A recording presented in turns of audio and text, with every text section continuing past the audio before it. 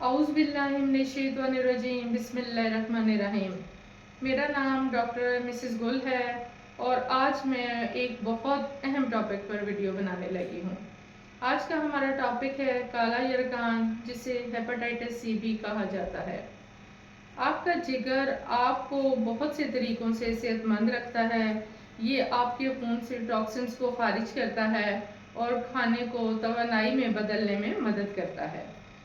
काला यरकान या hepatitis C जिगर की सोजिश को कहते हैं। जब हेपेटाइटिस सी का वायरस जिगर में दाखिल हो जाता है तो उसके फंक्शन में फ़र्क भी आ जाता है और जिगर में सोजिश भी हो जाती है। हेपेटाइटिस की कुछ इकसाम होती हैं, जैसा कि ज़्यादा common hepatitis A, hepatitis B, hepatitis C और हेपेटाइटिस ई हैं। आज हम बात करेंगे हेपेटाइटिस सी के बारे में। हेपेटाइटिस सी पाकिस्तान में काफ़ी कॉमन बीमारी है और 95% लोगों को तो ये बात मालूम भी नहीं होती कि उनको हेपेटाइटिस सी है, क्योंकि ज़्यादातर लोगों में हेपेटाइटिस सी की कोई ख़ास अलामात नहीं देखी जाती। हेपेटाइटिस सी क्रॉनिक और एक्यूट दोनों तरह का होता है। 15 से 25% लोगों में एक्यूट हेपेटाइटिस सी फॉर्म में होता है, जिसमें अच्छी कुव्वत मुदाफ़ियत की वजह से ये इन्फेक्शन 6 माह में खुद ही से ठीक हो जाता है और 75 से 95% लोगों में ये इन्फेक्शन ठीक नहीं होता और 6 माह से ज़्यादा अरसा जिस्म में रहता है, जिससे क्रोनिक हेपेटाइटिस सी कहा जाता है। इन्फेक्टेड ब्लड हेपेटाइटिस सी के फैलने का सबसे बड़ा सबब बनता है। अब देखते हैं कि इसकी अलामात क्या होती हैं। जैसा कि मैंने अभी आपको बताया कि हेपेटाइटिस सी की कोई ख़ास अलामात ज़्यादातर अफराद में नहीं देखी जाती, लेकिन कुछ अफराद में हेपेटाइटिस सी की अलामात कुछ इस तरह होती हैं, जैसे कि थकावट होना, भूख ना लगना, जिस्म में दर्द होना, नींद ना आना, जिस्म में कमज़ोरी का महसूस होना। और अगर हेपेटाइटिस सी को काफ़ी वक्त गुजर जाए और वो क्रोनिक हेपेटाइटिस सी बन जाए तो इसकी अलामात शदीद हो जाती हैं, जैसा कि पेट में पानी का बढ़ जाना, कै आना या खून की कै आना, टांगों में सोजिश हो जाना, भूख बिल्कुल भी न लगना और पखाने का रंग गहरा या काला हो जाना। अब देखते हैं कि ये मर्ज़ फैलता किस तरह है। ये मर्ज़ यानी हेपेटाइटिस सी का इन्फेक्शन मुब्तला मरीज़ के खून के ज़रिए फैलता है। मसलन मुतासरा खून से आलूदा इंजेक्शन की सुई जिस्म में चुभ जाने से, इसके अलावा जिस्म पर गंदे और जरासीम आलूद औज़ारों से नक्शगरी या छेद की सूरत में फैल सकता है, या फिर मुतासरा फ़र्द के टूथब्रश, कंघी और ब्लेड के इस्तेमाल से भी ये एक से दूसरे शख्स में आसानी से मुंतकिल हो सकता है। और अब ये देखते हैं कि ये जो बीमारी हेपेटाइटिस सी है वो किस तरह नहीं फैलती, इन क्या क्या चीज़ें करने से ये एक से दूसरे शख्स को नहीं लग सकती।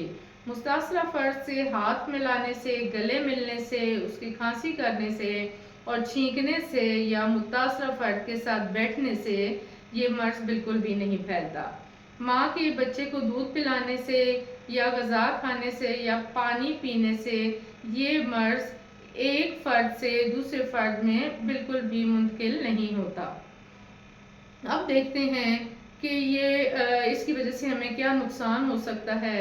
हेपेटाइटिस सी से होने वाला इन्फेक्शन जिगर में मुस्तकिल सोजिश का बायस बनता है, जो कि बतदरीज जिगर को तबाह कर देता है। अगरचे ये बहुत सुस्त रफ्तार अमल है और जिगर को संगीन नुकसान सिर्फ इसी सूरत में पहुंच सकता है कि जब ये इन्फेक्शन 10 साल से ज़्यादा अरसे से हो। अगर इन्फेक्शन इतने तवील अरसे तक बरकरार रहे तो 40% के करीब मरीज़ लिवर सिरोसिस में मुब्तला हो जाते हैं, या फिर जब इनमें से बाज़ को जिगर का कैंसर भी हो सकता है। अब देखते हैं कि हेपेटाइटिस सी वायरस की तशख़ीस कैसे की जाती है। सबसे पहले तो हेपेटाइटिस सी का टेस्ट किया जाता है। अगर वो टेस्ट पॉजिटिव आ जाता है तो ऐसे मरीज़ का PCR का टेस्ट भी किया जाता है और फिर ऐसे मरीज़ों के लिवर फंक्शन टेस्ट ठीक नहीं होते, ان میں ALT عمومی طور پر زیادہ ہوتا ہے۔ مریض کی صحیح تشخیص کے لیے بعض اوقات جگر کا چھوٹا سا ٹکڑا لے کر اس کا ٹیسٹ کیا جاتا ہے، جس سے لیور بائیوپسی کہتے ہیں، اور اس ٹکڑے کو معائنے کے لیے بھیجا جاتا ہے اور اس میں جگر کی سوزش اور نکارہ ہونے کا پتہ لگایا جا سکتا ہے۔ اب دیکھتے ہیں کہ ہیپاٹائٹس سی کا علاج کس طرح کیا جاتا ہے۔ ہیپاٹائٹس سی کا علاج direct acting anti viral medicine سے کیا جاتا ہے۔ ہیپاٹائٹس سی کا علاج کرنے کے لیے direct acting anti viral medicine سب سے زیادہ سیف اور ایفیکٹو میڈیسن ہے۔ ہیپاٹائٹس سی کا علاج بر وقت کر کے آپ بیماری کو ختم کر سکتے ہیں اور لانگ ٹرم لیور ڈیمیج سے بھی بچ سکتے ہیں۔ اب ہیپاٹائٹس سی کے اس نئے علاج سے تقریباً 95 سے 98% کرونک ہیپاٹائٹس سی کے کیسز 8 سے 24 ہفتے کے دوران ٹھیک ہو جاتے ہیں۔ اس علاج کے دوران ضروری ہے کہ آپ پانی کا استعمال زیادہ کریں تاکہ اس میڈیسن کے سائیڈ ایفیکٹ سے بچا جا سکے۔ اب دیکھتے ہیں کہ ہیپاٹائٹس سی سے بچاؤ کس طرح ممکن ہے۔ خون آلود اوزاروں سے، استعمال شدہ سرنجوں سے اور بغیر ٹیسٹ کیے ہوئے خون کی منتقلی سے ہمیشہ بچنا چاہیے۔ خون آلود اشیاء سے بچیں۔ حجام کے ہاں ہمیشہ نئے بلیڈ پر اصرار کریں۔ ختنی اور دیگر اقسام کے جراحی کے لیے عام حجام کی بجائے مستند ڈاکٹر سے رجوع کریں۔ جسم کے کسی بھی حصے پر نام لکھوانے سے یا کھدوانے سے اجتناب کریں۔ ناک کان چھدوانے کے لیے نئی سوئی کا استعمال کریں اور اس کو پھر فوراً ضائع کر دیں۔ ڈینٹل سرجری کے لیے ہمیشہ کسی مستند ڈینٹسٹ کے پاس جائیں تاکہ وہ اسٹیریلائز ہوئے انسٹرومنٹس یا اوزار استعمال کریں۔ صاف اور ابلا ہوا پانی پئیں۔ کھانا تازہ اور گھر کا پکا ہوا استعمال کریں۔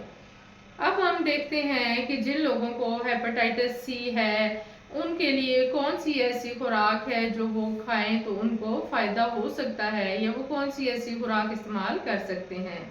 ایسے افراد گوشت، چکن، فش، انڈے، بینز، سویا پروڈکٹس اور نٹس کا استعمال زیادہ کریں۔ ہیپاٹائٹس سی کے مریض کی خوراک میں ایکسٹرا پروٹینز نہیں ہونی چاہیے۔ انڈے کو اچھی طرح پکا کر کھائیں۔ دن میں 6 سے 8 گلاس پانی لازمی پئیں۔ اس کے علاوہ فروٹس اور فریش ویجیٹیبلز کا استعمال زیادہ کریں، اور اس کے علاوہ پھر پروسیسڈ فوڈ جو ہے اس کو اوائڈ کریں۔ میٹھے مشروبات سے بھی پرہیز کریں۔ یہ تھی ہماری آج کی ویڈیو۔ اگر آپ کو ہماری یہ ویڈیو پسند آئی ہے تو ہمارے چینل کو سبسکرائب کریں، ہماری ویڈیو کو لائک اور شیئر کریں۔ بہت شکریہ۔ جزاک اللہ۔ اللہ حافظ۔